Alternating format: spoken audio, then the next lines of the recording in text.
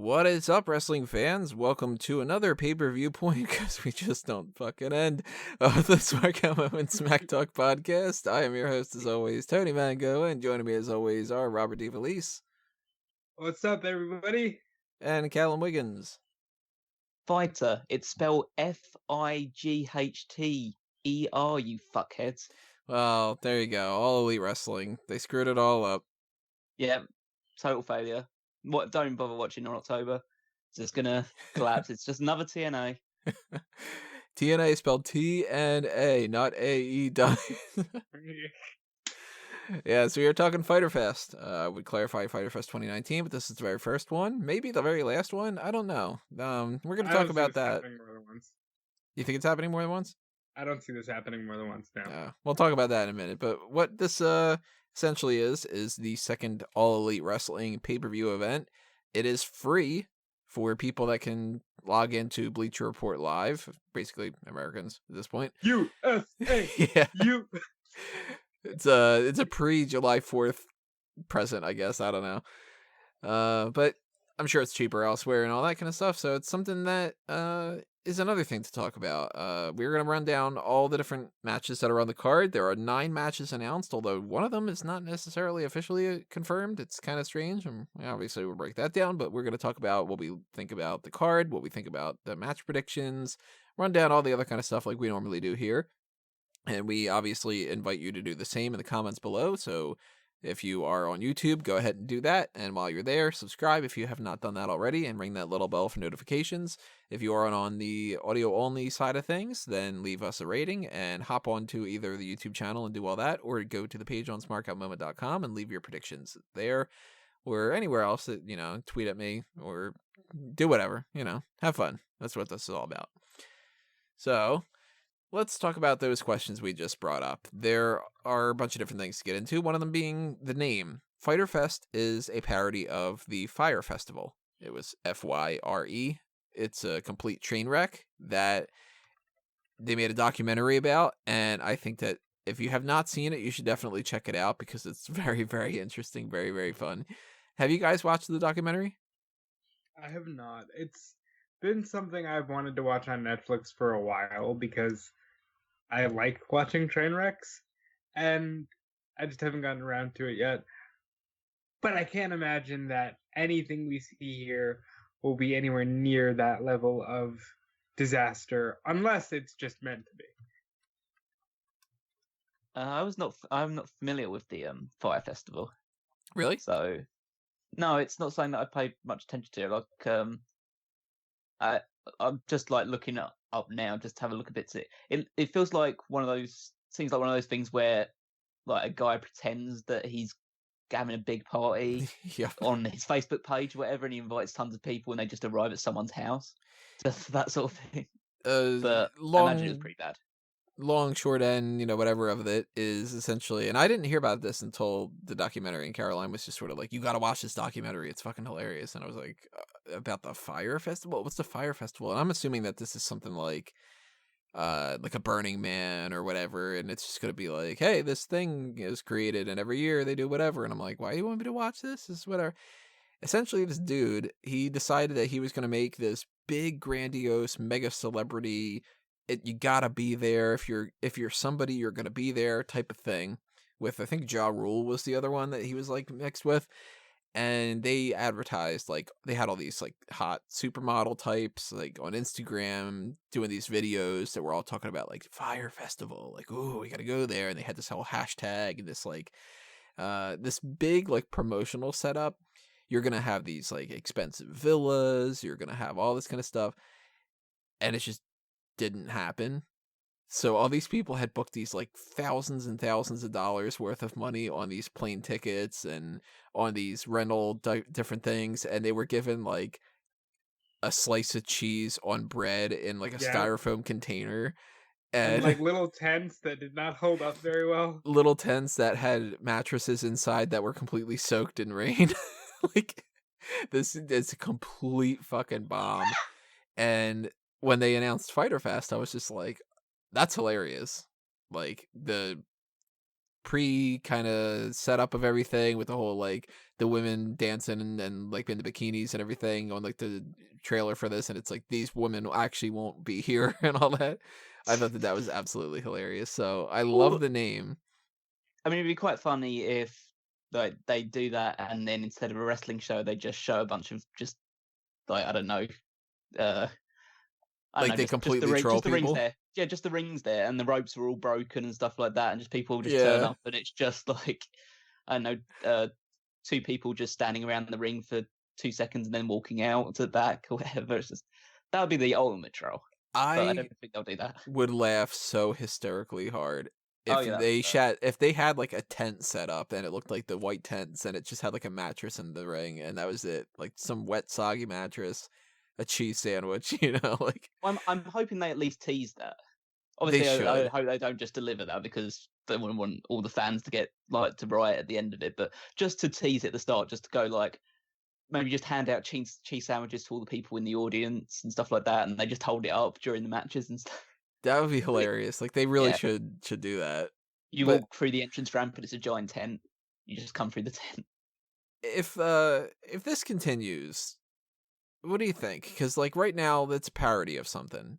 But I mean, Fyter Fest with the Y and all that. Like I'm sure that they own that now. Like they probably trademarked it and everything. And if that's like a partnership with CEO and they do this gaming kind of thing, we could see this just become like a regular event, This could be like their Bash the Beach type of a thing or something. Like, what do you think about that? Well, it's ironic that you say Bash at the Beach because I know Cody just tried to trademark that phrase. But I definitely can see the CEO Gaming Festival being a yearly thing, but the name Fyter, I'm not too sure. Maybe they'll base it off of a different festival every year. Like instead of Coachella, you can do like Super Kickchella or something. I don't know. Yeah, or something good. yeah. I'm sitting there going, we can work with that. Listen, you come up with something in 5 maybe seconds. Chokella, and it's just like chokeholds? Yeah, but then you run the risk of people just taking whatever logo that is and putting it over pictures of Benoit. Ooh, yeah. Well, I think that the Fyter Fest thing could work if they continued it, just because it is fighting gaming, and it's like obviously there's fighting and wrestling and all that, but I'd be very interested to see if that did return next year. Of course, obviously, if it goes well, then there's more likelihood that they would, and all that other kind of things. But the CEO gaming aspect of this, as far as I'm aware, that's not going to work into this event, right? That's just like on the side, or is it like a separate thing? Like they're going to broadcast it separately? What's the deal with that? Well, we'll obviously talk about that when we get into the matches. That the one of them, the head of CEO will be in a match. But as far as I'm aware, it's when Kenny Omega has done like run promotions with CEO in the past, there has been more of a crossover in terms of certain people within that organization performing in matches or getting involved in matches, that side of things.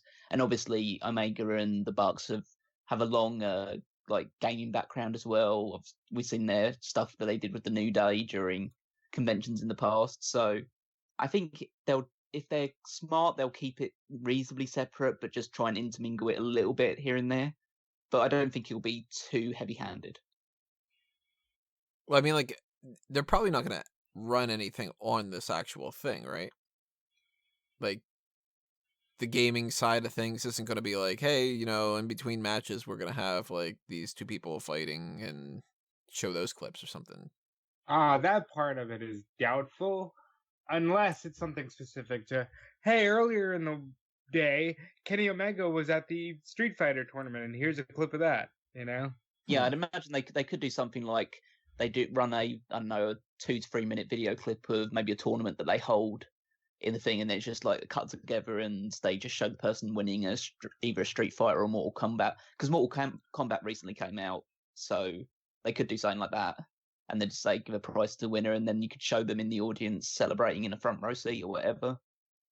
I'm trying to find like information on when the last one was, and it looks like the last one that they did was 2017. Definitely had one last year. No, they had one last year. Yeah, because Omega promoted that one, but it wasn't obviously AEW didn't exist at that point in time. But yeah, they definitely did one the previous year. If it was, it's not showing up under Community Effort Orlando on Wikipedia. That's showing 2017, and then April 2017 hosted CEO Dreamland, which was a Super Smash Brothers event. April 2019, he announced that CEO Dreamland would return. So I'm just really kind of curious where that side of things is going to come into play here. And I'm not a gaming type guy. Like I don't have any systems from PlayStation 2 onward. And if I were to watch, I watch like Let's Plays every once in a while because it's like, well, if I don't have the system and stuff, then I'm going to watch a Let's Play. But if that's not going to be the type of games that I particularly like, then I don't watch it. So I'm not a big fan of like fighting games. I don't kind of see the point in watching somebody run through Mortal Kombat, But it's interesting that this is happening, and I would kind of like to see some sort of mixture of some things here and there, just to, spice things up a little bit, make it a little bit different. And if they incorporate that in some way, I'm not going to be looking at this as being like, what the hell, I wanted to watch only wrestling, and now I'm watching these two people, a clip of them fighting on this. Like, I think that they should do something like that, maybe. Yeah, there's a lot of crossover. There's a lot of crossover between wrestling fans and video game fans, especially in the fighting game circuit. So it's definitely adds a bit more variety to what they do. Also, I'm just like checking. They did a show basically in conjunction with New Japan Pro Wrestling in 2018, which Omega was the head booker for. And so there was Omega there, Ibushi, Naito, Hiromu Takahashi, Jushin Liger, Juice Robinson, people like that. So it probably had some other kind of name to it, and it was New Japan related. Yeah, it was a New Japan show. Yeah, and CEO fighting game championships. It was a combined effort, but now it comes under the AEW banner because Kenny Omega is the one with the relationship with CEO. So obviously it would transition over at that point. That makes sense. What do you guys think about it being free? Very smart after the debacle. Not debacle, that's a strong word. But I don't think Double or Nothing should have been $50, just because I think in 2019 that's a weird price point. However, the show definitely delivered, and I think this is a nice give back and a thank you to the fans. And maybe, next month at Fight for the Fallen, it'll be a lesser price, not free, but not $50 before we get to the next traditional pay-per-view that will be All Out, which will be $50. And also, you're getting Jon Moxley for free. I think it'll be interesting to see how many people are watching the show. Because if obviously the card isn't as strong as Double or Nothing's card was, and there's not the same level of intrigue surrounding this one because this is the second show as opposed to the first one. And the next big show, if you want to put it in quotation marks, is the All Out show. So you'd expect to have maybe a bigger number for that one. But it'll be interesting to see if less people watch this when this is free compared to people that were willing to pay $50 to watch it on the previous one. Because if that's the case, then it kind of gives the indication that the fans of AEW don't care how much it costs and they'll pay to watch it regardless. Yeah, you would assume that most likely there's going to be more people watching this just because there's people that are interested in what happened at Double or Nothing, but they wouldn't want to pay the money for it. So now they're like, oh, I'll take a chance to watch this one. And, when anything's free, there's more of a likelihood that people are going to want it. But at the same time, there's also that sort of weird kind of thing that happens with people psychologically where they think, oh, it's a free thing. It must not be all that important. And you look at this card and it's a free card and everything, but at the same time, this doesn't look like a bad card to me. I don't know all the people all that well, but this is not what I was expecting originally. I thought that Fyter Fest would have about 5 matches and that it would be largely just sort of like a house show variety type of thing. This feels more like a pay-per-view. I think it would be smart of them in order to build up the relationship with BR Live to have shows like this, which are free or definitely of a lower value. And then you surround that with your 4 big shows that you want to do a year, which are usually the ones which you will be paying like $40 to $50 for. But it's definitely a good idea to try and build up some equity in the BR Live name by introducing people to a show for absolutely nothing. All they have to do is sign up, and then they're there. And then they're probably, once they're there, they're more likely to pay for the stuff because they're already signed up for it. So okay, so it's less of a hassle to sign up for it and all that other stuff associated with it. You know, John Moxley being there and getting to see Kenny Omega, because I'm sure there's still a lot of people who haven't seen Kenny. This is a good opportunity to invite people into your world. It's absolutely free. There's zero risk. All you need to do is make a Bleacher Report live account, and then you can get... That helps the site with all their newsletters and whatnot. I think it's just a good move overall, except for the fact, which we'll get into later with the matches, this 6-man tag should have been a lot more important. And now that the status of Pac is up in the air still, I think that's the one blemish on this card. Oh, you know what isn't free? Running all these things. Doing all this stuff. And if you want to help out in that regard, hit up that Patreon account. Quick little plug there. You can also pick up some merchandise on TeePublic and Redbubble for Fanboys Anonymous, Mark Out Moment, and A Mango tees if you're interested in any of those things. So keep that in mind, everybody, if you had a little spare change and you want to help us out in any of those kind of regards. Let's get into the card itself here. Let's get into the match that has been announced somewhat. It's on the ITV had tweeted out this full card graphic, and it was in the bottom right-hand corner of that, and yet there hasn't been anything else about it. It's currently on the Wikipedia, but of course Wikipedia is, anybody can kind of add that into the mix. And it is on the pre-show, the buy-in, which I guess that's another question I can ask. Like, why is this still the buy-in? Because that's just what they call their kickoff show. It made sense for Double or Nothing. It doesn't make sense for this one, because not only is it not with the gimmick of the whole casino type thing, but you're also giving it away for free, so it's not a buy-in. Like, you're buying into the brand emotionally and mentally, Timmy. I think it works even if it is a free show, because it's just like the idea of like you're willing, after watching it, you will feel like you're willing to invest your time into watching it. Because they're not just buy into the card. Depends really. But I think one of these matches might make you force you to request a refund, but we'll get to that when we do. I hope that they can think of a potentially better name. I don't know if I really like the buy-in thing, but that justifies it a little bit more. Like, hey, if you watch this, then you're gonna buy into the card. Like, pay us $40 and we'll give you a Fight for the Fallen, or like whatever the case may be, like that. There are only 3 matches announced for a Fight for the Fallen, right? So far, they got to get on that. It's like July 12th or something. So, by the way, if anybody doesn't know, just because this is different from WWE, they run these shows on Saturdays. So Fyter Fest is happening on June 29th. For anybody, I keep losing track of that so many different times, but Saturday, not Sunday. So put it on your calendars. So the match that may or may not happen is Kylie Rae versus Leva Bates. And if you are unfamiliar with those names, Kylie Rae is essentially their Bailey. She wrestled at Double or Nothing. And Leva Bates is Blue Pants from NXT. And she is doing a gimmick now of being a librarian.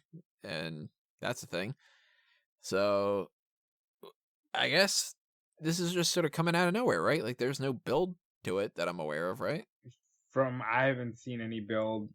However, AEW does do a lot of building on smaller shows, so there could be some type of indie interaction that we just haven't seen. But I think this is just a showcase for Kylie. That's kind of what I'm thinking too. I think it's an introduction of the Leva Bates character a little bit more than what we got at Double or Nothing, but mostly a way for Kylie Rae to get a win. Yeah. And Kylie Rae should be the cornerstone, or at least one of them, for their women's division. We know that the women's title is going to be shown at All Out, and I would have to assume Kylie Rae is going to go pretty far. Yeah, I was incredibly impressed with Kylie Rae at Double or Nothing. For someone who isn't hugely familiar with her work, she definitely stood out in the match. I thought she was the best worker out of all the people. Not that Britt Baker was bad by any stretch of the imagination, but Kylie Rae definitely stood out. And even though we didn't get to see a lot of her real in-ring work, because it's kind of like, as Blue Pants, it's like, how far can you really be taken seriously with a name like Blue Pants? But how seriously can you be taken when you're a librarian as a gimmick either? So I guess we'll try and figure that one out as well. Also, librarians are very serious. Also, she's been accompanied by the other librarian, Peter Avalon. So maybe they've worked out some sort of thing, because originally it was like, oh, these two, you can't both be librarians on the same show, and now they're working together. It's like double the silence, I imagine. I hope they're shushing the crowd at every opportunity. That'd be good. But yeah, I think this just needs to be a showcase for Kylie and get her the victory, so she can start moving closer to the title, which I don't think she'll get initially, but at least will be in the picture. Yeah, my assumption would be that the first champion is Baker, and Kylie Rae won't be too far behind. As hokey and stupid as it seems, there's a part of me that will laugh if part of this librarian gimmick is just hiding foreign objects inside of books and using those foreign objects against their opponents. Yeah.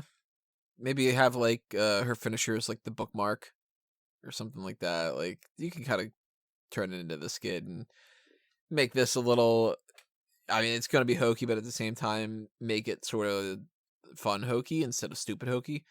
You can have a submission hold that's called the epilogue or the epilogue. See? So that's better than a super kick, Chella. So thank you. I had a little more time on that one. Yeah, so we're all in agreement. Kylie Rae wins this, right? If it happens. Yes. Yeah. We have another 2 more matches on the pre-show. One of them being, and this is kind of confusing at first, and they actually had a graphic that needed to be changed because of it. It's Best Friends, which are Chuck Taylor and Trent Beretta, against 2 of SoCal Uncensored, Scorpio Sky and Frankie Kazarian, and Private Party, Isiah Kassidy and Marq Quen. This is a 3-way tag team match, and the way that they clarified it is winners advance to All Out, wherein these people will get a chance to win a match to get a first round bye for a tournament that's going to start when the TV show starts, which has not been announced yet, which will then carry on and determine the championship for the tag team titles. Which is like, it's a handful. It's essentially boils down to, if you want to try to make it a little bit easier to understand, win this match, beat your next match, first round bye. So it's like, it's multiple steps here, and I get this feeling that they're doing that because it's like a little bit of a stall, but it's a way to just kind of keep things to be like, well, it's not a meaningless match, which I appreciate that, you know? And I'm thinking that SoCal Uncensored wins this. I think the whole confusion as far as the stipulation is because initially it was a typo. Like, it had said the winner 4 will get a shot for an opportunity at the tournament.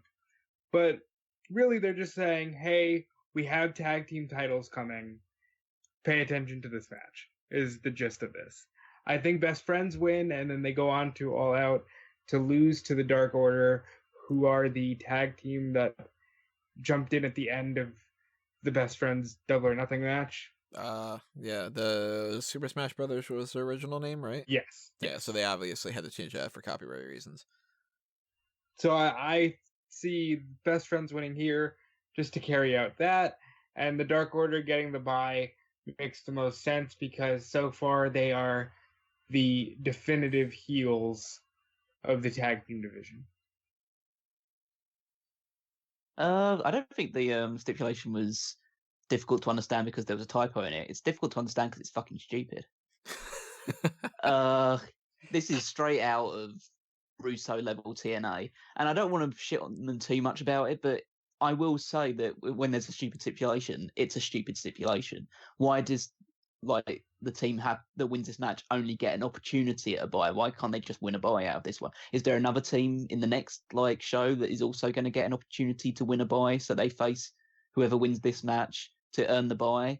And if so, why couldn't they just face each other in the tournament and one of them advances, one of them doesn't advance? That sort of it just like it just gives you a sense of, okay, so you've already figured out that you're going to have an odd number of tag teams in this tournament, which is why someone has to have a first round bye in the first place. Because if you didn't want to have a bye, you could just get an even number of tag teams. But, and if this tournament doesn't start until like October or so, yeah, they've got All Out to deal with as well. Yeah, I agree with what Ro was saying in the sense that this is just to keep people's mindset on the fact of, okay, the tag team titles are coming up, so we want to keep it in people's minds. But just, there's no reason to make it this convoluted straight out of the gate, because it just opens you up to ridicule. And there are people that are looking at every opportunity to say that AEW is a Mickey Mouse like company which has no chance of ever competing with WWE. And stuff like this is just giving them easy ammunition.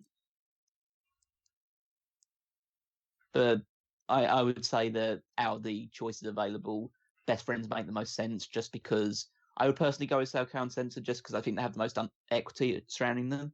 But I think the real SoCal Uncensored tag team is Kazarian and Daniels. And so having Scorpio Sky, not that he's bad or anything, is more of the like third wheel of the act. And so having him in the match means there's less likelihood that they'd win it as opposed to the Best Friends, who are a very popular team. So giving them a victory early on and establishing them as a potential winner of the tournament in future could be a good way to go. Shout out to Private Party. You know, those are Queens, New York guys, House of Glory. And I think it's cool that they got signed. Yeah, I'd be interested to see what they actually do in a tag team setting, because we didn't really get a good introduction to them in the Battle Royal. So actually see what they can do in their sort of territory, in their wheelhouse. Yeah. See, I'm working under the assumption that if you're going to prioritize somebody for All Out, it's going to be SoCal Uncensored. And that's why I feel like if they win this here, then that's more likelihood that they'll get some kind of a match at All Out, and then it'll be like, you know, like, all right, well, they already worked their way onto the card, and then for the next month, we're going to deal with who are they going to fight, and like, you know, like that kind of thing. The Best Friends thing makes sense to me, but if not, then maybe I guess SCU in a 6-man tag or something like that.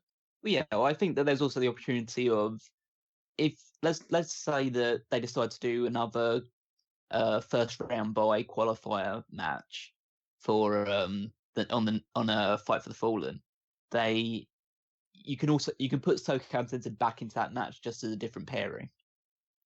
So you could say, okay, so it can't be Scorpio Sky and Frankie Kazarian, but we could put Scorpio Sky and Christopher Daniels in that match instead, because they didn't lose, and so they can go into the match against someone else and like try and qualify again for it.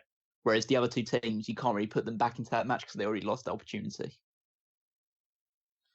I assume that if they're going to do another match to get into the all-out match, it'll be Dark Order versus Angelico and Evans. And Dark Order just wins. As far as what SCU will do, they can always find 3 guys to fight them. You know, they can do another OWE match or do them versus a Lucha trio, because they do have that working relationship with AAA. There's a lot of options. Is there anybody who's like another third that they could go with for the Young Bucks and somebody that isn't already scheduled for something? Like, I mean, I don't think they could do Paige, I guess. For All Out though. Yeah. Oh yeah, obviously not for All Out. Because that rules out Kenny Omega, rules out Paige. I would assume Cody's in some kind of a singles match. But kind of like young Bucks and Dustin, maybe. Yeah, maybe they do that. Huh. I'm still gonna go SCU for my pick, but you guys are both going Best Friends? Yeah. Alrighty. And the other pre-show match is a hardcore match. It's going to be Alex Jubali against Michael Nakazawa. So Nakazawa's the dude pouring oil all over himself. That's all I know him as right now. And Alex Shibeli is the guy who runs CEO. So he and Nakazawa had a match the last time around where I didn't watch the match, but I had looked into it a little bit, where Shibeli had gotten injured ahead of time, and they essentially wrestled somewhat of a hardcore match to get around that. And I don't know, this one's a little strange. I could see it going either way. I could see that being like, well, Shibeli should win because he's the running the whole damn thing, or it could be like, well, Nakazawa should win because he's somebody who we should actually kind of prioritize a little bit more going forward, and not make him look like a complete jackass. Like, maybe somebody comes and they interfere and they start a program with Nakazawa, and that's how he loses. There's a lot of ways that this could go down. Well, Nakazawa is meant to be a joke. I don't think that a man pouring baby oil all over himself will ever be taken seriously. But because he's an actual roster member, I have to assume he's going to win here. I did not see their prior match, but Nakazawa has been a key bit on the Being the Elite web series, with Matt Jackson just angrily saying his name.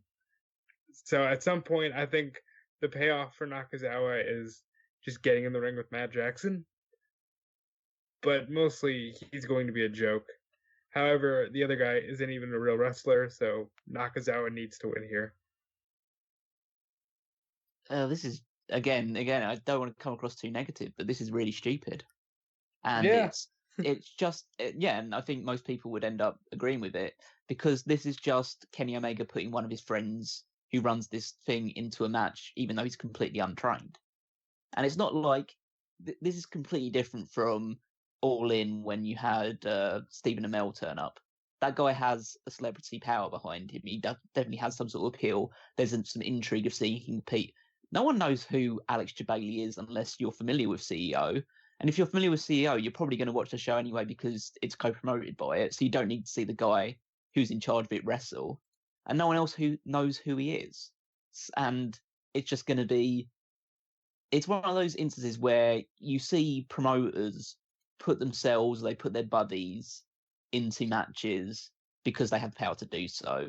Whether the match is good or it's not doesn't really matter. It's just, they gave them the moment because they're all buddy and they help co-promote the show, so it's the least we can do, regardless of whether the fans actually enjoy it or not. Now, I don't want to, again, go too badly on it, because at the end of the day, this match could be fun.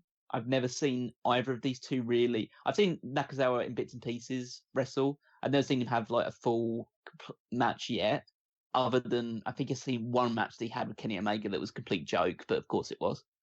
And obviously I've never seen Shibeli wrestle, and probably will never again see him wrestle.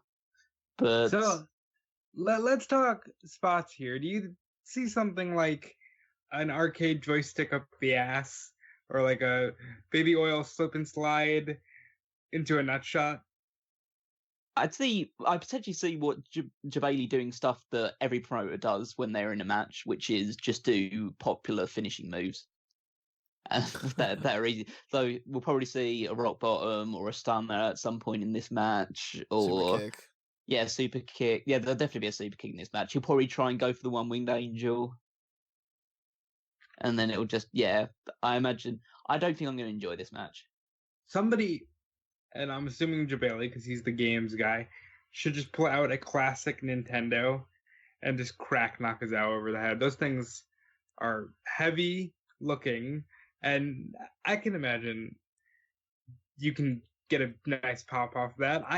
I just want to see something entertaining, because if you're going to do something this stupid, and by the way, yes, I think the whole Nakazawa thing is stupid, because I made this joke a lot during Double or Nothing. Oh, we're going to be a sports-centric program, but it's like your entire first outing was a joke. And I liked a lot of guys in the Battle Royal, but 90% of that was a joke. And that's kind of how I feel here. Well, even though this doesn't go with 100% with the gaming capacity that they are doing, the actual Street Fighter and all that other kind of stuff, if you want to use some kind of a weapon that's gaming related, old school Game Boy, they're fucking bricks. Oh yeah. you bash somebody over the head with that, or you choke slam them on it, or something like that. Like that's gonna hurt more than a steel trash can would in a lot of different ways. What if someone uses a Wii remote but doesn't tie it around their wrist like they're supposed to? That's about as hardcore as you can get. Really. Yeah, I hope that this is one of those things that's like silly, but not in like an embarrassing type of way. You guys have seen the original Xbox, right? That's a monster. Oh, the controllers too. Yeah. Couldn't even hold those fucking things.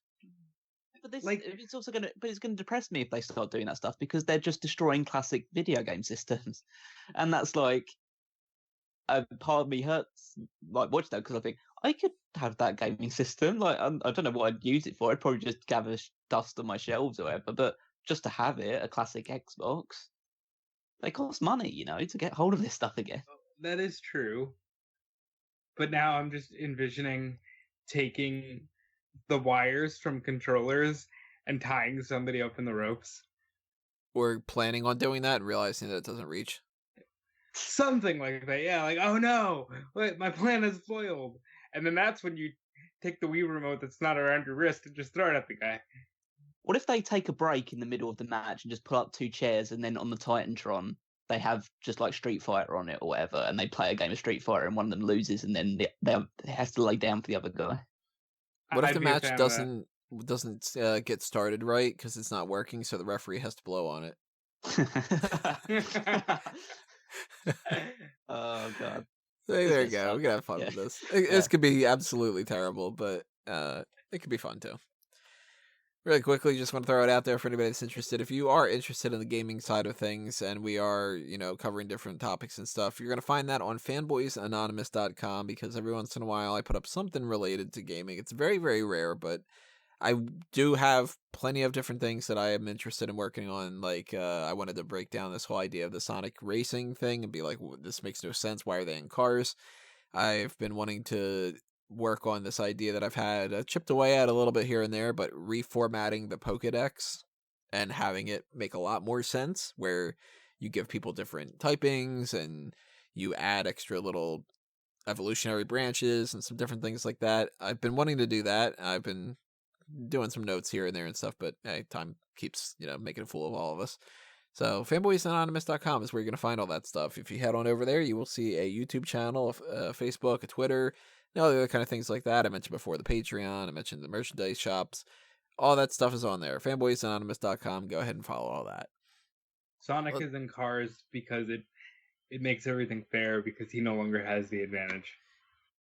Yeah, but you know what? Tails is fast. Knuckles is fast. Not in a car. It's all even play. It's an even playing field. It shouldn't be. Sonic should just be. You get that character, and he's the fastest thing alive, so he wins. That's not fair to Amy, though. Yeah, she should be in the mix too. Yeah, that's right. Either way, Robotnik all the way. Actually, no, Knuckles. Knuckles is better. Point being, fanboysanonymous.com. So let's get into some of the other matches that are on this card. There's not really necessarily like an order of which ones are the most important, but I gotta assume that this one's not going to be the main event, which is a 3-way match between Yuka Sakazaki, Riho, and Nyla Rose. Riho was on the winning team at Double or Nothing, correct? Yes. I believe so, yeah. And it is Riho, right? Not Riho? Or is it Riho? It's Riho. It's Riho. All right, thought so. Then we're getting into the whole Ryu and Street Fighter Guile.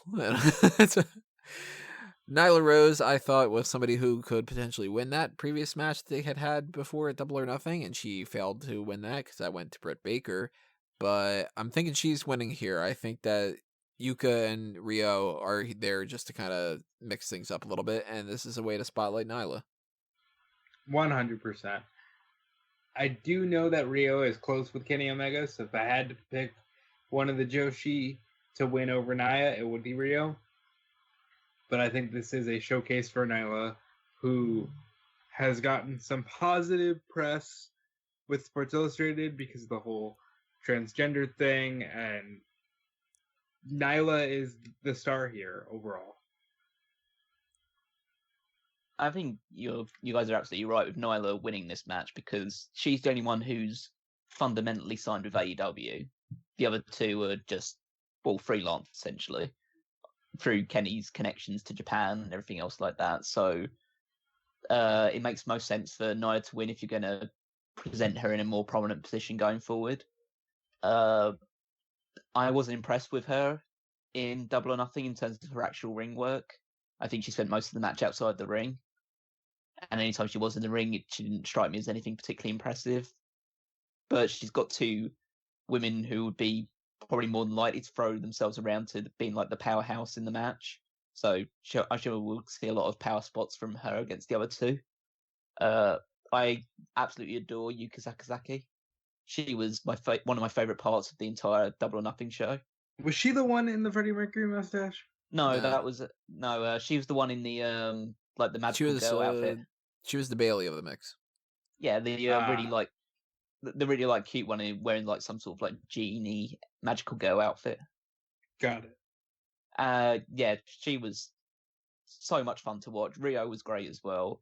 Like I will always stand by saying that my favorite match from Double or Nothing was that 6-woman tag, and I think that if by all things being equal, one of those two should be winning this match, but it's going to be Nyla Rose anyway, and that's the correct decision. It's not the one that I would enjoy the most, but it's the right decision.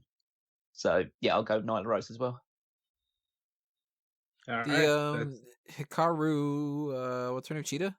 Yeah, Hikaru Shida. She should be. If she was in this match, I'd put her to win because she is a superstar. Yeah, she's going to be one of those ones I think could potentially win that championship first. Isn't she full-time too? I don't believe so. I know she's actually part of the roster, whereas other people aren't, but I don't think she's full-time. I think she still works for... She definitely doesn't work for Stardom, but she works for another one of the Joshi promotions. I believe her and Riho are longer contractually obligated to AEW than others. Yeah, I think they have like 3 or 4 show contracts. Some of them have slightly longer, some have slightly fewer, but I think there's an opportunity for some of these ones to just decide if they want to settle in America for a little while to come to AEW for a more extended period of time, especially because Omega is essentially the head booker for the women's side of things. Oh, yes. Yeah, essentially, as far as I'm told by essentially listening to Meltzer and stuff like that, and so obviously take everything with a grain of salt, but apparently Omega and Brandy Rhodes are like in charge of the women's division, the Bucks are in charge of the tag teams, and Cody's in charge of the singles. And obviously Tony Khan has the final say on everything. That makes all the sense in the world. Yeah, that makes sense. Now, obviously, there's got to be some kind of like crossover between them because men in the singles are going to be into the tag team and that kind of stuff. But that does make a lot of sense. Yeah, so, and it's actually good that that's like not Cody and Brandy together too. Yeah. Well, I'm like looking forward to this match just based around the quality of the people in this match, and also I think where you sometimes have restrictions in WWE about how far they take what the women can do in the ring, I don't think you're going to have that sort of level of restriction because Kenny's worked plenty of matches with the Joshi women over the years, and so he knows how much they can bring it. I have to admit, though, this and the Daniels and Cima match are the two that I'm the least interested in out of the whole card, including the pre-show ones. They have the least stakes about it, or the less intrigue. I agree with that one. I just think the quality of the match will be good. Hopefully. So we're all going Nyla? Yeah. Yep. Alrighty. Well, I just mentioned this, but Cima is facing Christopher Daniels, and SCU won a Double or Nothing, so I'm assuming that Cima wins. I'm also going with Cima, simply because he's wrestling Kenny Omega next month at Fifth of Long. Oh, that much too, yeah, that's correct. Yeah, you want to build up Cima a little bit in the OWE brand. I thought it was almost a slight misstep for them not to win the 6-man tag, because I mean, I know SCU are the popular act, so you would give it to them on the first show to give the fans what they wanted. But it may have made Cima a bigger deal if he was to be on the winning side of that match and also defeat Christian Daniels here as well, because then it makes it seem like him losing to Kenny Omega on the next show is not so much of a formality. But it should be a great match just because Daniels hardly ever puts his foot wrong. Cima impressed in small bursts on the previous one. He was definitely the most experienced out of all of the guys on the OWE team. So I think it'll be a quality match, if not like spectacular in any way. How long do you think Daniels is going to continue to wrestle? Well, he said that he was going to retire in Ring of Honor when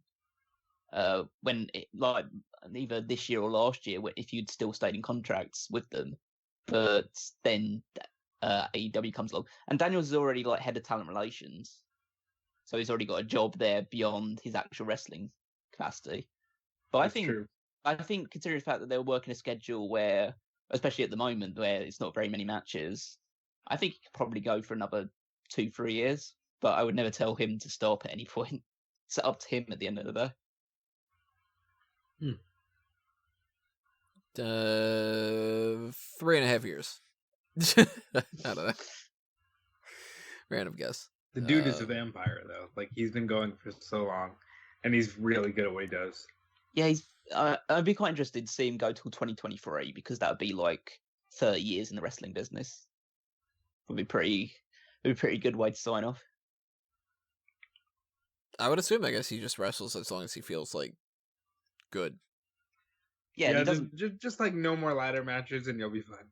Yeah, he doesn't put too much pressure on his body. He does all that he can possibly do now. So, and that's still plenty considering his age and the amount of like miles on his clock. But I don't think that he's going to exert himself too much further for the rest of his career. Another singles match that we have is Cody versus Darby Allin, who I have not seen a single thing from, so I know nothing about him, but I've heard some good things. So have you watched any Darby Allin, Callum? Very, very little.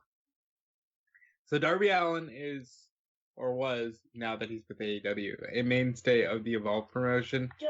Darby is really good at what he does. He just wrestled Moxley at Northeast Wrestling, and Moxley put him over huge, said he was going to be a star.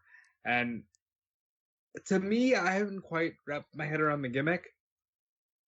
It looks, whenever I see him, I just think Hot Topic, My Chemical Romance, but, you know, he's very good when he and his wife are not puking on people's dicks. But? His wife is Priscilla Kelly. Oh.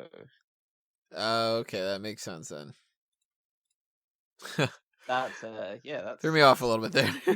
Well, no, I assumed when you were talking about that. I had no idea he was married to Priscilla Kelly. Yep. But I like him. Well, that's it.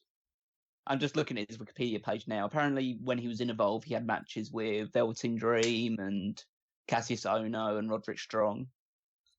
So he definitely has, he's definitely competed with some top names then in the NXT side of things. Yeah, I'm surprised that WWE didn't scoop him up. But I guess their loss is AEW's game. So, is this the type of thing that, he's going to be such a big deal that they need to put him over in his intro? Or is he going to be such a big deal that they don't need to put him over in his intro? I think they put him over. I actually think Cody loses here. By the skin of his teeth, but I think Cody loses here. He can afford it. Yeah, I don't think it hurts Cody to lose this one, especially after the emotional victory over Dustin on the previous one. But it depends on where they want to position Darby Allin going forward. If they see Darby Allin as a future main event or a potential world champion in the next couple of years or so, then maybe they do that. But if they just see him as, okay, this is a guy that needs to be built up quite a bit and he shouldn't be winning against the main eventers just yet, but maybe in 2-3 years' time he'll be fighting near the top, then maybe they just give it to Cody because Cody's the popular one. Cody's the one that everyone knows. He's the one he's familiar with. He can obviously cheat to win because he's got Brandy in his corner as well. So there's always that out where you can kind of protect Darby Allin by having Brandy interfere at some point. I would lean towards Cody winning this one. I think I'm going to go Cody as well. Yeah, him winning and just trying to make Darby as strong as possible in defeat. Who you going, Rob? I'm going Darby. Darby? What are we on? We are on the 4-way match. Adam Page, Jimmy Havoc, MJF, and Jungle Boy. Is that even that song that's like, ooh, oh, oh, oh, oh, oh, oh. It's like jungle something? Da, da, da, da, da. What is that? It's not Jungle Boy, right? It's about In the Jungle, the Mighty Jungle, that one. No, not that one. I'm just doing a bad song. Bad job singing. Whatever it is. Leave a comment below. George, Not the other one. as he can be. This match happened from Adam Page wanting a match with MJF and mishearing things on the phone and just kind of making a little bit of a joke out of that. It just turns into a 4-way. 4 people that are, 2 people that are highly up on the card, it seems, and 2 people that are, on the mid-card side of things. And I don't really know that much about Jungle Boy. I don't really know that much about Jimmy Havoc, and I know still pretty little about Adam Page and MJF, but I'm interested in this match more than a lot of the other ones. I don't think it's going to be the best, but I do think that it's going to be interesting. And I think that Page and MJF both have a very good chance of winning this, and you could go either way. You could have MJF beat Jungle Boy, or you can have Page beat Havoc and have MJF kind of like skate away, something like that. As you said that out loud, I just want to say I can't wait till they get started with TV and we're not doing things where matches are booked in a silly fashion where phone calls are misheard. But yeah, I have to imagine that there's a reason you've booked Adam Page in a 4-way, and I think it's so that he can avoid losing while not winning. Because I really think he should win, because he's going to be in the inaugural championship match, but at the same time, MJF is going to be such a star that he almost has to win here. I completely disagree. MJF is someone you can build back up because he's got such a natural charisma about him that he's going to be a big star, pretty much tailor-made as long as they don't ruin him completely. You need to give Adam Page every win you possibly can do, building him up to All Out, because no one thinks he can beat Chris Jericho. And when you have a weak challenger, as proven with Kofi Kingston against Daniel Bryan, you give him every single win, and then people start to believe that he actually can win. Whether he does or doesn't, and whether that's the right decision that he beats Jericho or not, is relevant. But you can't have Adam Page going in on any sort of defeat whatsoever and then beating Chris Jericho if you decide to go that way, because it just means that, so why did they have him? He's just like a guy who just was in the mid-card losing a match a couple of months ago, and yet now he's the world champion and we're supposed to take him seriously. I know. But if they avoid the loss with some kind of Jericho, like if a video of Jericho pops up in the and so screen, he's a stupid babyface that gets distracted easily. Well, yeah, I'll give you that. I don't think it benefits any of the other guys. I know MJF will be a big deal, but MJF could be a big deal a couple of months later. It doesn't need to be right now. He doesn't need to win this match right now. I would go with the idea of have MJF come close to winning and Page kind of pulls him away at the end and gets a victory over either Jungle Boy or Jimmy Havoc himself.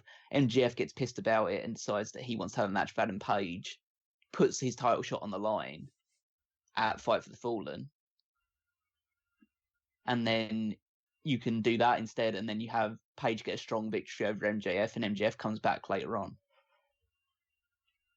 That's kind of the way I do it.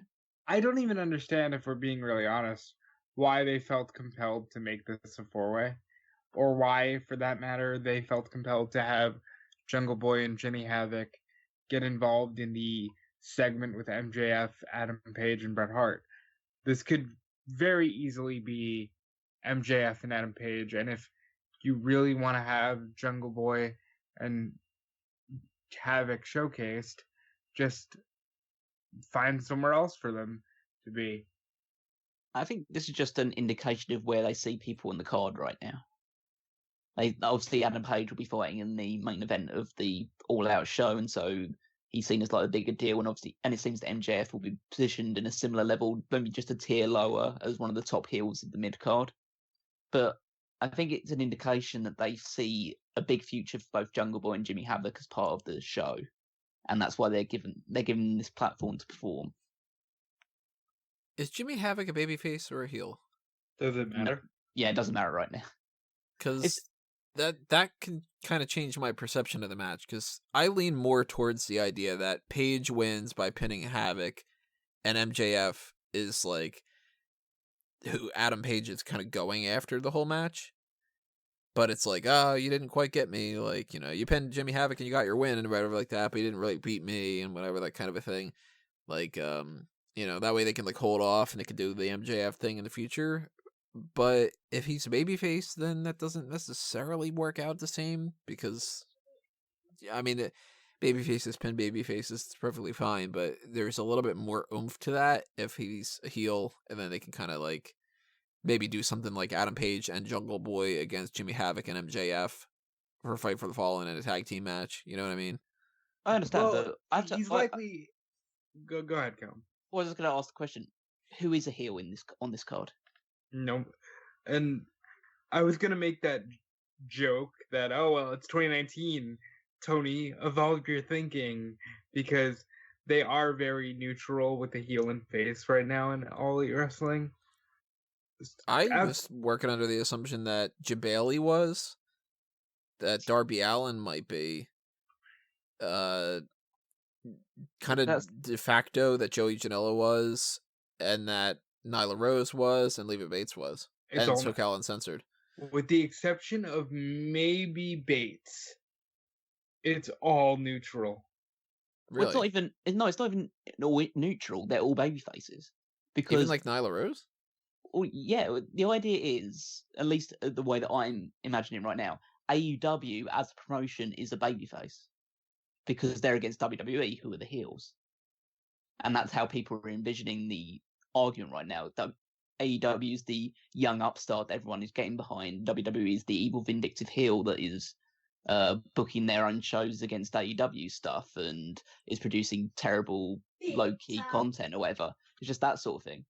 That's where because I just look at all these ones and think, Christopher Daniels versus Cima, Daniels probably should be the heel but then you also think, but he's going to be the one who's cheered more because less people know who Cima is.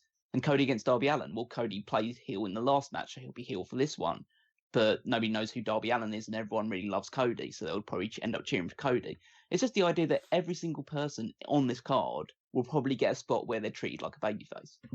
Once again, I cannot wait till we get on television and we get established, because I get that and they've said this in the past, they're trying to be more progressive with that thinking, where it's more, it can change every month, because contextually, Cody was a heel against Dustin, right?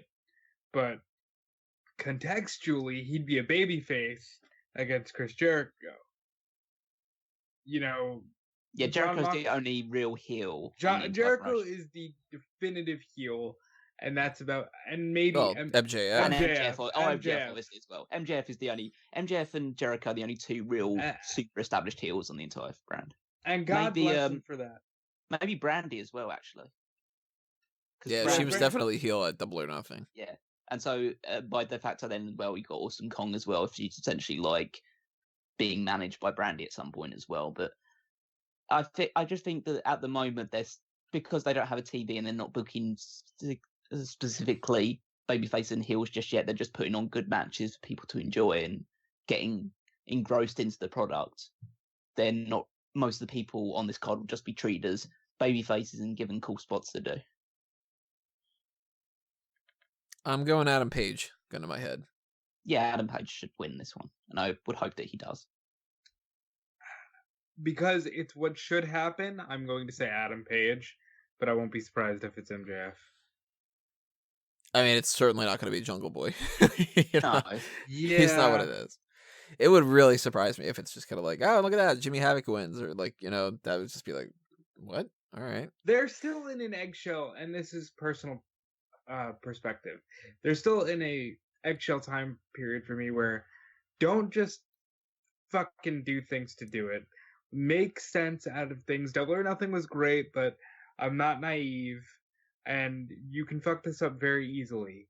Don't do stupid things where it's like, oh, Jimmy Havoc won the 4-way. Okay, great. Now what does that say for your world champion challenger. These are things that I'm worried about with this promotion. One thing to be worried about is they had specifically planned a lot, if you believe what, certain things have been said, around Pac.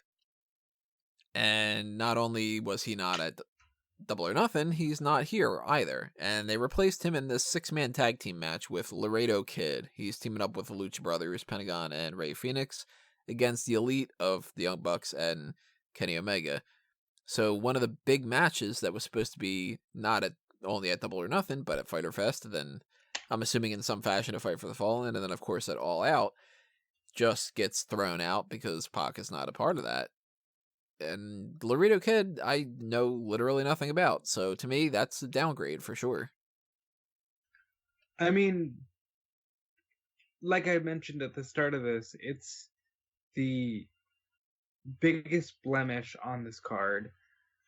Pac not being a part of the promotion so far has been a huge blemish on the promotion. They were lucky that the stars aligned and they were able to bounce back and just throw Moxley into the mix, because my assumption would be that Hangman would have either won or lost, but it was probably going to lead to this match and then Kenny versus Pac at All Out. Due to them having Moxley, they were able to get out of that unscathed, but this is still a huge blemish, and nothing against Laredo Kid. It'll probably be a great match in terms of moves and the spectacle, but he is not on the level in any way, shape, or form as Pac.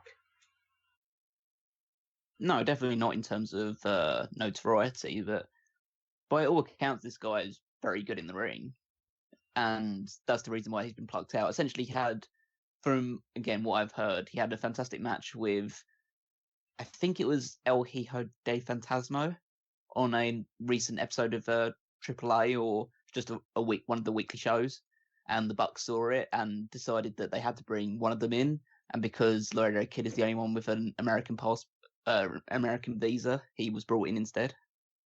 So, but at the moment he's one of the AAA World Trios champions. He's the Cruiserweight champion as well. So he does have some equity behind him, and definitely in the Mexico City at least. But so that might get some like Mexican viewers to come in, some more people to get more interested in the product and that side of things. Teaming with Pentagón and Fénix definitely helps as well. It definitely would have been a bigger deal if it was Pac though, and the fact that Pac isn't involved in the company, it seems, anymore, or at least not until he drops the championship, then that is an issue for them, and something that they kind of fell on their face with, really. Yep. And because in my mind I have a story where Kenny just continues to lose, I think one of the Lucha Bros pins one of the Bucks here. So I'm like 50-50 on this. I don't really know which way to go. I lean a little bit more towards the Elite just to give Kenny Omega a win since he lost. But, I mean, this is kind of a wash. And to be perfectly honest, even though this match seems like there's a lot of potential that this could be a lot of fun, I don't really feel that excited about it. It doesn't feel like it really matters at the end of the day. When they first announced this match with Pac, I was like, can this be today? And a lot of that excitement did go away from me. And I'm sure Laredo Kid is good. I've seen him wrestle. Like, he's great. But it just, there is so much more weight to that notoriety. It would be, oh my God, here's the guy who, walked out on WWE. Here's the guy who was so good that he's been killing it in Dragon Gate, and he just kind of bailed. Yeah, I think that just the loss of Pac has hurt the excitement surrounding this match, and it'll be up to Laredo Kid to try and impress us enough to the point where you kind of lose the upsetness over not having Pac available to do this stuff anymore. But based on the other 5 people in the ring, at least, it should be like well put together. Maybe it's also due to the fact that the Young Bucks and the Lucha Brothers already had a match on the previous show as well. So there's less intrigue around that because it's essentially just a glorified rematch of it. Yeah. And they already had a match where the Lucha Brothers won the AAA championships back from the Young Bucks as well. So now the championships have switched hands. Just we didn't get to see it because it was we could have seen it obviously, but it happened on the AAA show instead. So it will just be it just doesn't seem to have the same emphasis behind it as other matches could do. And this is more than anything. This is one of those matches that suffers from me just not being super familiar with everybody and this being a brand new promotion and everything, because it's like there's not a built-in like, oh man, this is a dream Survivor Series type of match, you know? Like, I've seen 2, maybe 3 matches with the Lucha Brothers, and they're just I mean, everybody goes nuts over them and stuff. I see the same thing on 205 Live. Like, I'm not really so like, wow, they're above and beyond amazing, the best things in the world. Same thing with the Young Bucks too. It's like, yeah, they're fun, but I'm not like astounded. So I have seen enough of Kenny Omega at this point that I know that I would like to see Kenny Omega against a bunch of different people. Don't know anything about Laredo Kid, so that element is just sort of like, all right, random guy. Like, this might be my favorite match of the night, and it might be the thing that surprises me the most because I'm going in with kind of tempered expectations. Not low expectations, because I don't think it's going to be bad based off the other things I've seen, but I'm just not into it. I'm not hyped about it. That's fair. And you are going into this with less knowledge. And I've often said that the Young Bucks play so much better to a live audience than they do through a screen. But this match should still be one of the better ones on the show. I just don't think it should close the show. No, I think this match will be great based on the people involved. I think that going forward, AEW need to avoid falling into the trap of always going to, when they think of the tag teams, they go towards the Young Bucks versus the Lucha Brothers, because that's a scenario that could be played out very, very quickly. I agree. Pretty much by Fight for the Fallen. Yeah, exactly. And so hopefully they're not the 2 teams that end up in the final of the tag tournament that they end up doing, because that will just be overkill at that point. But I think for this one, I'm probably just going to go for the Elite, because I could just see Omega pinning Laredo Kid because he's there to do so. That's where I'm going. I'm going with the Lucha Brothers, with one of the Lucha Brothers pinning Matterneck. And the last match on our card is now a non-sanctioned match. They just changed that pretty recently. Jon Moxley against Joey Janela. So this is Moxley's first match for the promotion. Janela has wrestled, obviously, at Double or Nothing. And with the whole idea that it's non-sanctioned, that's just another way for them to say hardcore match. So that's going to play up to potentially both of their strengths. Somebody's getting set on fire. Kind of hope so. Not necessarily that, but like I kind of want to see like something a little bit crazier than what WWE would do, you know? I mean, Seth Rollins seems that he hopes that Jon Moxley gets set on fire based on his interview that he gave to Sports Illustrated. Well, only if he's the one doing it, so he can burn it down. Yeah, that's how it works. He's also, got the for it. Yeah. Also, we talked about this earlier. This isn't Jon Moxley's debut because it's a non-sanctioned match. It doesn't happen. It doesn't count. Yeah. There you go. Jon Moxley's not debuting till All Out. Wouldn't that be great if he fought at Fight for the Fallen and they just labeled it sanctioned match? The only thing that yeah. Well, the only thing we're certain about Fight for the Fallen is that he definitely might be performing because he's performing for New Japan on that show. Oh, really? Yeah, because that's I think that's the day before the first Group B, Block B match. Well, actually, it's the same day, I think. Yeah, it's the same day as the first Block B match. So he's definitely performing in Block B, so he definitely won't be on that show. I'm kind of bummed out about that. What? Because you're going to get to watch him in New Japan instead, having a match with... Well, no, because I'm going to be at Fight for the Fallen. I was hoping to get you're going to... Moxley. Yeah. Well, Jericho's going to be there. Yeah, that's true, but he's not even wrestling. He's just going to make an appearance. But, yeah, so I think It's pretty obvious who's got to win this match. Clearly, Janela. Yeah, obviously. Clearly, Janela. Janela sets Ambrose on fire and takes over his spot at All Out, and we go forward with Joey Janela. Yeah, Moxley goes back to WWE. Yeah, just he realised he couldn't hack it on the independence thing. Sure couldn't. Comes back with a tail between his legs. No, Moxley's obviously winning. Yeah, it'll just be the intrigue is not in Moxley winning; it's how absolutely batshit crazy this match will be. I really hope that it's the good kind of crazy and not the Invisible Man kind. Oh yeah, I think it'll be. I mean, the match that Janela had with Hangman Page was pretty good from All In, and I imagine this will be an even more like batshit version of that. What's the name of that? The dude is Orange Crush. Orange Cassidy. Yeah. Orange Cassidy. Yeah, the ones that like plays as if like he's not an actual wrestler, but like a I don't know, stunt dummy or something like that. Yeah, he should be it. He's too cool for it. They should use him as a weapon. They definitely. I mean, I've seen some like pretty much very similar things used with him.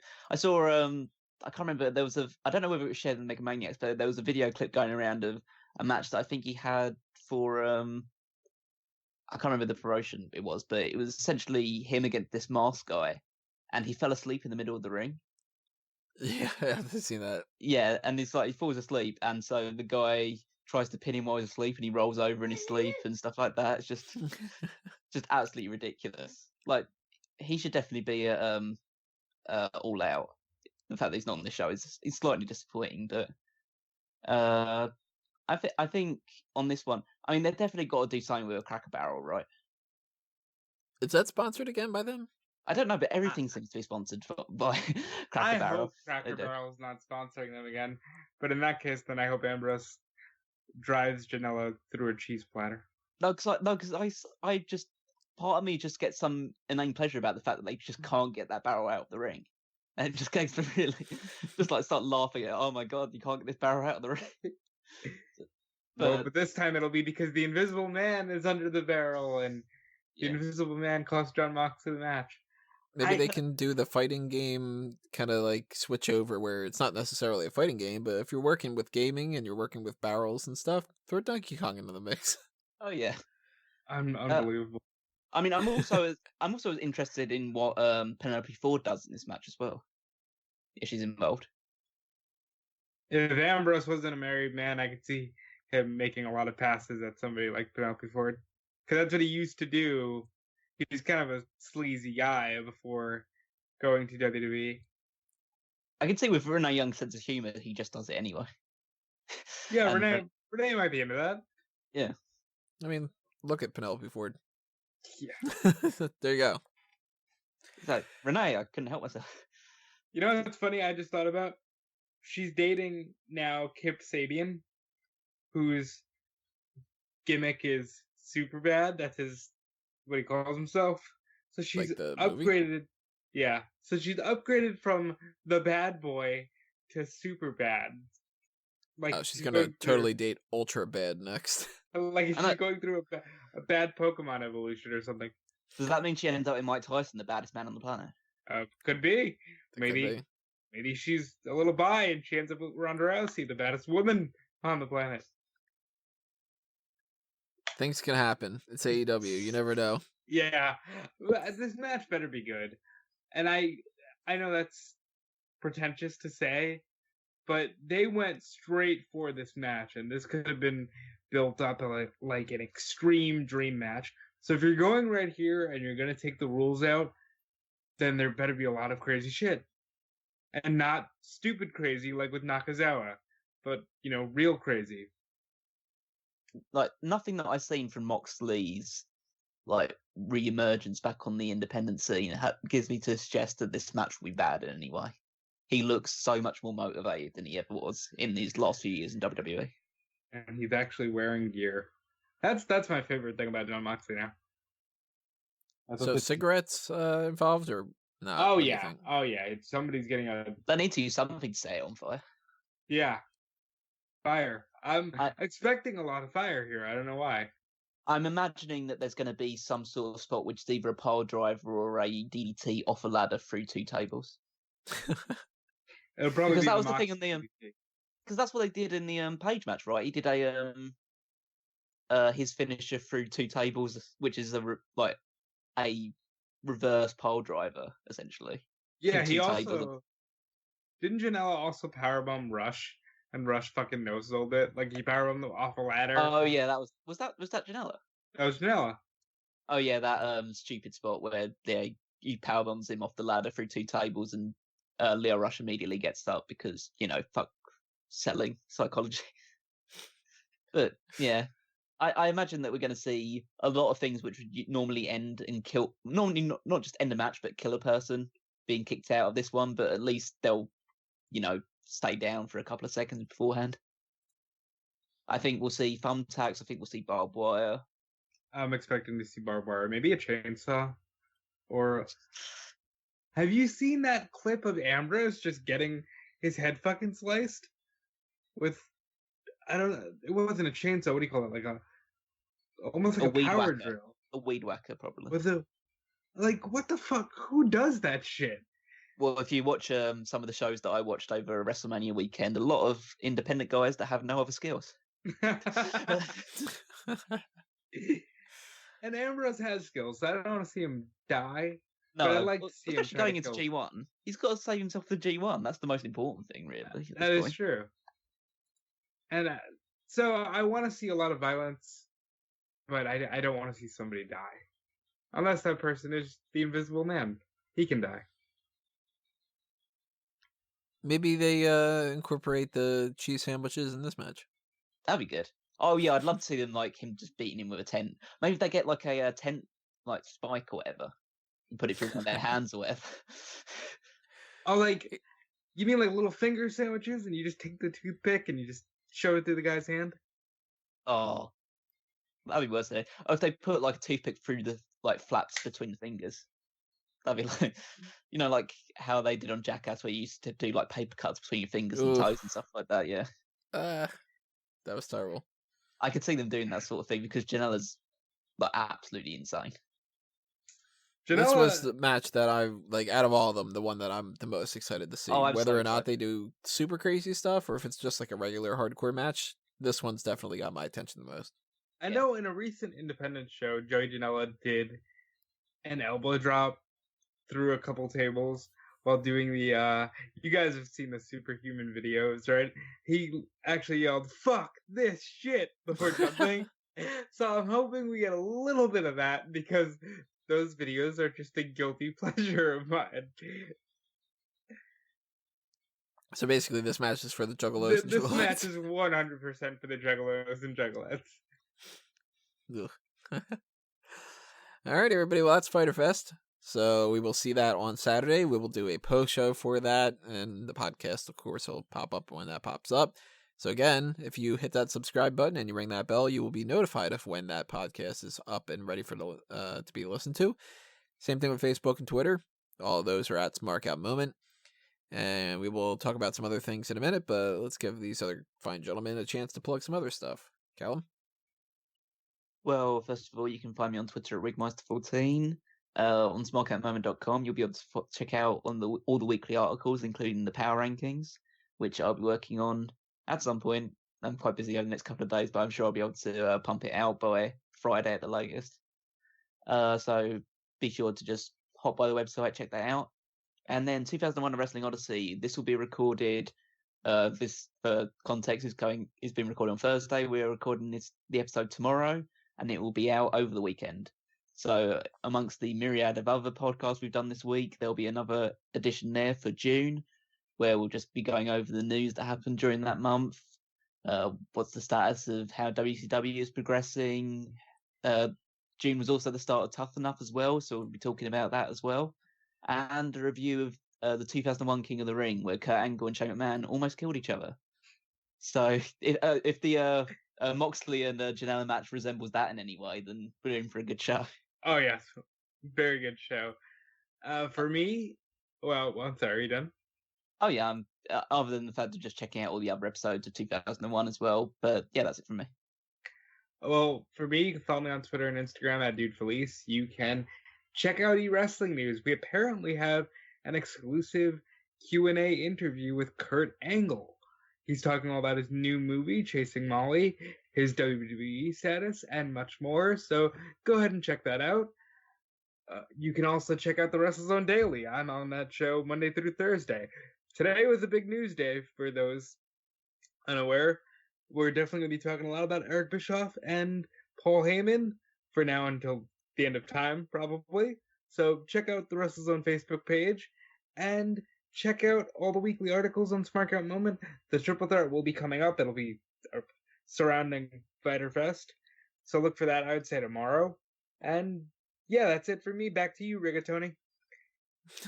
Let's definitely tell us those different pasta shapes you got in mind if you didn't do that already. I know we got one vote for Fusilli, so yeah, check out that 2019 Sexiest WWE Superstars Tournament if you have not done that already, and if you have not voted, go ahead and do that while you can, because those polls will shut off at some point, maybe on Sunday, Monday, Tuesday, whatever the case may be with that. We have the mailbag coming up soon. We may be recording that on Sunday, but I'm highly doubting that. I think that we just need a little bit of a break, so we might be doing that on like Monday or Tuesday, or whatever the case may be when it comes to that kind of stuff. But it is coming up soon, so if you have not sent in your mailbag questions, go ahead and do that, and check out all the other kind of things that are happening up on the site as we've mentioned before. But that's it for now. So thank you for listening to this, everybody. That's going to do us in for the Fighter Fest thing. We will see you for Fighter Fest on Saturday. This has been another Smark Out Moment, and we're being counted out.